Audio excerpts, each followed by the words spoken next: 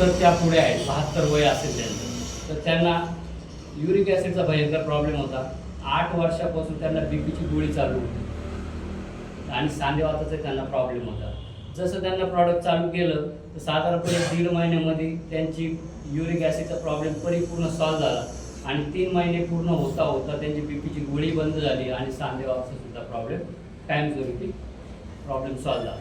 त्याच्यानंतर वडिलांना बरोबर चालू केलं होतं मी, आईला आणि वडिलांना. तर वडिलांना ॲट अ टाईम 4 प्रॉब्लेम होते.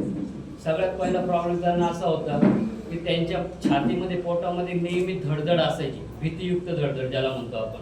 काही जर आपण ऐकलं भयानक तर आपल्याला होते ना, तशी त्यांना नेहमी 24 तास धडधड असायची. त्याच्यासाठी त्यांना संगमनेरचे मानसोपचार तज्ज्ञ डॉक्टर अभिजित पाटील त्यांच्या गोळ्या चालू होत्या 4-5 वर्षापासून.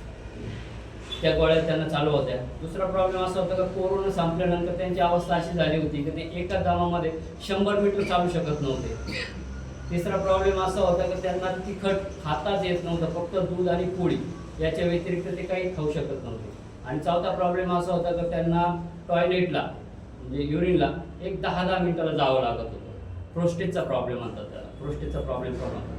पण ज्या दिवशी मी हे प्रॉडक्ट चालू केलं त्याच्यामध्ये आता ही थोडी अशी अतिशयोक्ती वाटू शकते आणि लोक त्याच्यावरती तुम्ही विसंबून पण राहायचं नाही.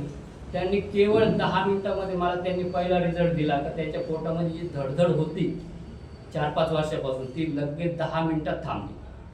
म्हणजे हा रिझल्ट त्यांनी मला दिला. म्हणजे तो रिझल्ट प्रत्येकालाच येईल असं नाही, कारण रिझल्ट हा प्रत्येकाच्या बॉडीवरती अवलंबून आहे. ओके.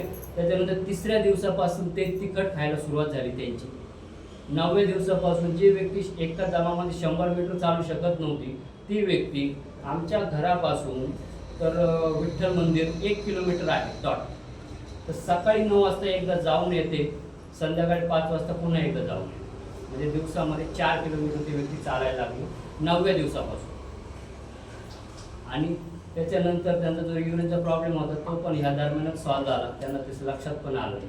अशा प्रकारे जी प्रॉडक्ट आहे हे अमृत ज्यूस म्हटलं जातं, पण हे खरोखरच अमृत आहे. आता हे अमृत ज्यूस ज्यांनी आपल्यापर्यंत पोहोचवलं मिस्टर मधुकरजी जाधव CMD कंपनीचे, यांच्यासाठी मला वाटतं त्यांच्यासाठी एक जोरदार टाळ्या व्हायला तयार. अशा प्रकारे प्रॉडक्टची ही माहिती आज पुरते इथे पुरेशी आहे असं मला वाटतं. ओके.